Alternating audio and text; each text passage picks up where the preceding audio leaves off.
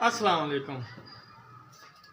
मीठे इंसान को हर कोई पसंद करता है और गुस्से वाले को कोई भी पसंद नहीं करता। अगर आपके इर्द गिर्द आपके अड़ोस पड़ोस, आपकी फैमिली, आपका बेटा बहन भाई, आपका मरीज़ बहुत तेज़ गुस्से वाला है और उसके गुस्से से वो भी परेशान है और उसकी फैमिली भी परेशान है, उसका गुस्सा ऐसे जीते है जैसे पेट्रोल को आग लगाई जाए तो वो एकदम भड़क उठता है और उसका गुस्सा भी सेम ऐसा है कि पेट्रोल की आग जैसा गुस्से वाला है, बहुत तेज़ गुस्सा है। बड़ा मशहूर मरूफ है कि उसका गुस्सा तेज़ है। तो उस बंदे का हल होम्योपैथी में बहुत ज़बरदस्त है।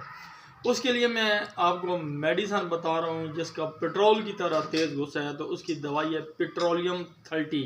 जी हाँ, पेट्रोल से ही होम्योपैथी की दवाई बनी है। तो पेट्रोलियम 30 5 कतरे को दिन में 3 दफ़ा पिलाने से उस मरीज़ का बिल्कुल गुस्सा जो है वो ख़त्म हो जाएगा और वो और नॉर्मल इंसान की तरह हो जाएगा इंशाल्लाह।